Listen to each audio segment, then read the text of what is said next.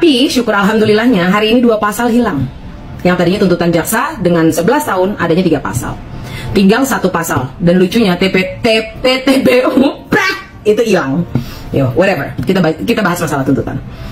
So, hakim juga nggak bisa ya langsung tiba-tiba, oh Nikita bebas. Oh nggak bisa. Ya jelas nggak bisa. Karena kan mereka satu mata rantai. Paham nggak sih di sini satu mata rantai?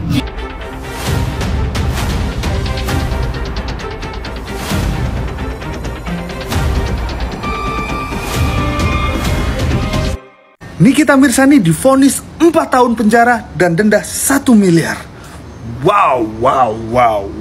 Lagi dan lagi hukum di Indonesia benar-benar sangat membingungkan. Orang yang menyuarakan tentang kebenaran, mengungkap sebuah keburukan, malah dibungkam dan dipenjara. Sedangkan orang yang menjual produk-produk berbahaya, ya, membahayakan konsumen, membahayakan rakyat Indonesia, malah bebas berkeliaran, bebas tertawa, dan bisa memasukkan orang yang ingin membongkar kebusukan itu. Bayangkan Nikita Mirzani aja dibeginikan, apalagi kita orang biasa loh. Astaga, Tuhan. Semakin baiklah Indonesiaku ini. Hari ini netizen channel sedih banget. Jadi sidang vonis Nikita Mirzani sudah selesai digelar ya. Vonis 4 tahun dan denda 1 miliar. Tapi yang bikin netizen channel sedih itu bukan karena vonisnya, tapi haters Nikita Mirzani harus gigit jari 2 kali. Dulu kan mereka itu yakin banget ya Nikita Mirzani bakal dapat 20 tahun penjara. Sampai-sampai yang ke-20 itu jadi bahan bully nasional. Tapi realita emang pahit ya sebenarnya. 20 tahun gagal, tuntutan turun jadi 11 tahun. Sekarang vonisnya cuma 4 tahun. Artinya 2 kali lah sudah ya mimpi mereka dikubur oleh fakta hukum. Nah, sekedar edukasi ya sahabat channel, hakim memutus Nikita Mirzani itu bersalah hanya pada pasal 27B ayat 2 Undang-Undang ITE. Dengan ancaman maksimal 6 tahun. Artinya hakim sudah menimbang ya dan memberi vonis di bawah maksimum. Sementara pasal 3 TPPU yang jadi senjata utama jaksa dan jadi bahan utama bulian haters Nikita Mirzani ya tidak terbukti. Jadi kalau masih ada yang teriak 20 tahun ya, itu bukan argumen hukum, tapi cuma residu harapan yang belum move on. Jadi dalam hukum pidana ya, hakim itu menilai berdasarkan bukti dan unsur ya, bukan kebencian. Jadi vonis 4 tahun bukan akhir dari segalanya. Ini justru titik balik untuk melihat ya, siapa yang benar-benar memahami hukum dan siapa yang hanya berteriak karena kebencian. Nah, di video selanjutnya, netizen channel akan membahas kira-kira vonis 4 tahun ini logis atau berlebihan ya. Stay tune terus. Selasa 28 Oktober 2025 jatuh vonis 4 tahun kurungan yang berawal dari wacana 20 tahun sampai ke tuntutan jaksa 11 tahun. Kita bicara di tuntutan jaksa yang 11 tahun. Seharusnya putusan hakim gak jauh-jauh dari situ. Semaksimal-maksimalnya turun dari 11 tahun adalah 7 tahun atau di atasnya sedikit. Gak mungkin tuh 6 tahun, 5 tahun. Tapi syukur alhamdulillahnya hari ini 2 pasal hilang. Yang tadinya tuntutan jaksa dengan 11 tahun adanya 3 pasal. Tinggal 1 pasal. Dan lucunya TPTBU itu hilang. Yo, whatever. Kita bahas masalah tuntutan. So, hakim juga nggak bisa ya langsung tiba-tiba, oh Nikita bebas. Oh nggak bisa. Ya jelas nggak bisa. Karena kan mereka satu mata rantai. Paham nggak sih di sini satu mata rantai? Yang diduga adanya, ya kan katanya diduga. Walaupun kali ini lisan gue sama hati gue berkata lain. Diduga ya bolehlah diduga dari lisan gue ya, diduga adanya suap menyuap, ya kan. Yang gue lihat sejak awal, gue kan ngikutin persidangan ya, dan gue sempat vakum untuk bahas karena persidangannya terlalu melawak menurut gue.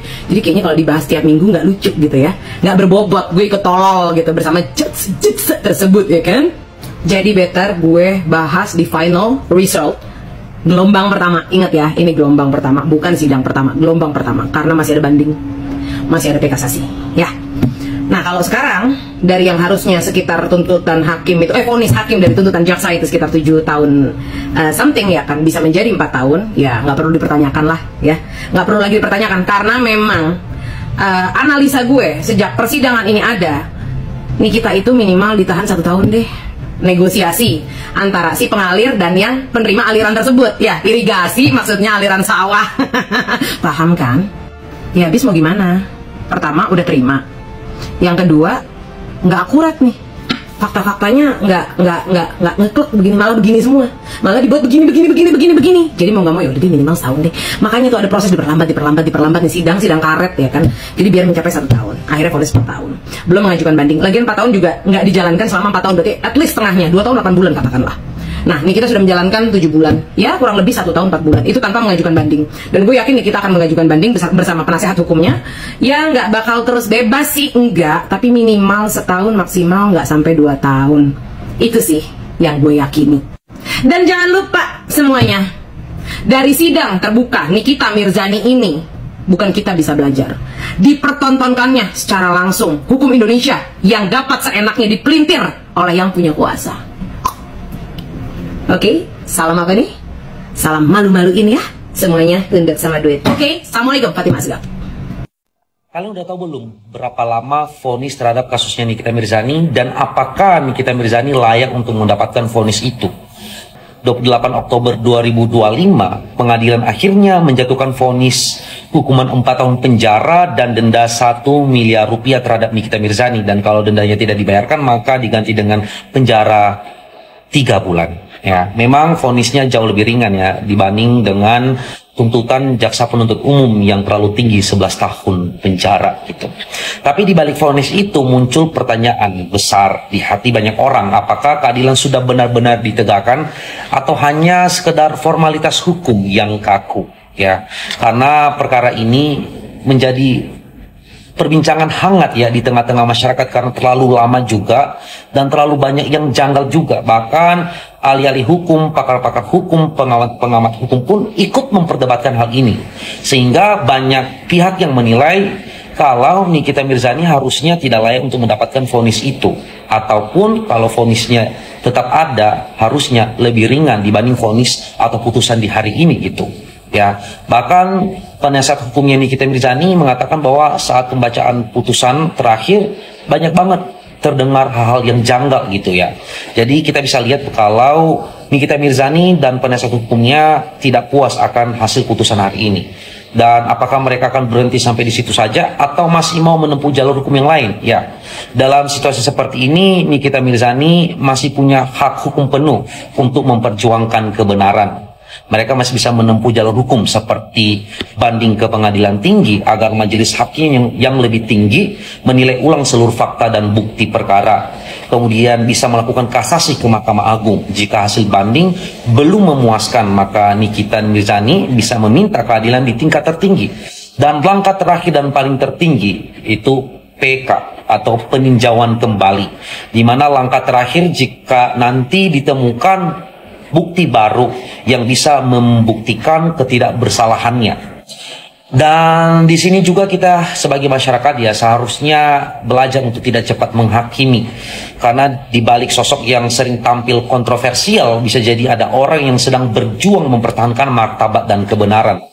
Hukum seharusnya bukan alat untuk menghukum siapa yang dibenci, tapi untuk melindungi siapa yang benar. Kalau memang hukum adalah panglima di negeri ini, maka setiap orang termasuk Nikita Mirzani berhak mendapatkan proses yang adil, jujur, dan juga manusiawi. Dan mungkin inilah saatnya kita buka mata, bukan cuma kasus Nikita yang harus jadi perhatian kita, ya, tapi juga sistem hukum kita yang masih sering berat sebelah, tumpul ke atas, tajam ke bawah, ya. Keadilan itu nggak boleh tergantung pada siapa kamu, tapi pada apa yang benar, gitu. Dan pertanyaannya juga, bagaimana dengan lawan perkaranya Nikita Mirzani? Apakah dibiarkan begitu saja atau berhenti begitu saja? Karena di sini jelas dari berbagai bukti yang ada, dia yang mengawali semua ini dan terbukti juga produknya tidak sesuai dengan standar BPOM. So, bagaimana kelanjutannya? Tapi kayaknya karena ini vonisnya di bawah Nurul, di luar Nurul ya. Kenapa di luar Nurul? Ini campur tangan Allah Subhanahu wa taala, guys. Ya, ini campur tangan Allah Subhanahu wa taala, ini campur tangan doa kalian semua yang pro ke Nikmir. Bayangin dari 11 tiba-tiba jadi 4. Itu kan keren. Bayangin guys. Kalau normalnya itu tuntutan 11, vonis itu paling kecil itu 8 tahun atau 7 tahun. Ini tiba-tiba 4 tahun, Masya Allah, tabarakallah.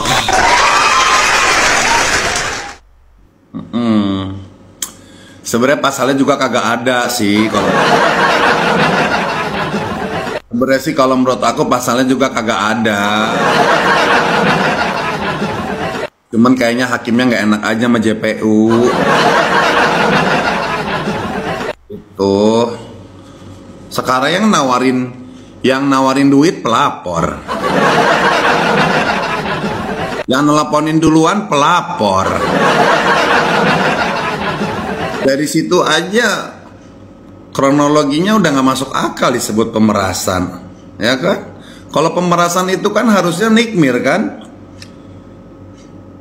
yang mengancam, yang minta-minta duit duluan kan. Ini kan pelapor duluan yang nawarin duit, udah gitu dari percakapan handphone kan ngerayu banget tuh pelapornya kan, kayak nggak ada beban gitu kan. Terus pakai minta diperpanjang pula lagi.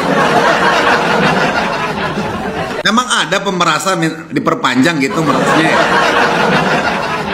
Minta diperpanjang, nanti tahun depan perpanjang ya katanya ya. Hah? Emang ada pemerasan itu bisa diperpanjang gitu? Dipikir kita orang bodoh kali gitu ya. Udah nggak ada, aduh, mana ada pemerasan sesi 2.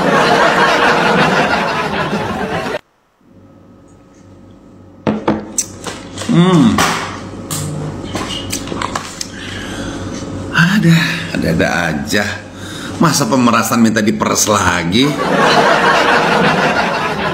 Nanti tahun depan pemerasannya diperpanjang lagi ya. Aduh, gue ngedenger loh percakapan itu loh. Ngadi-ngadi banget tuh orang. Aduh, ada-ada aja masa pemerasan minta diperpanjang. Aneh bin ajaib, bener-bener itu orang ngadi-ngadi. Yang jelas tuh orang mulai hari ini nggak bisa tidur guys.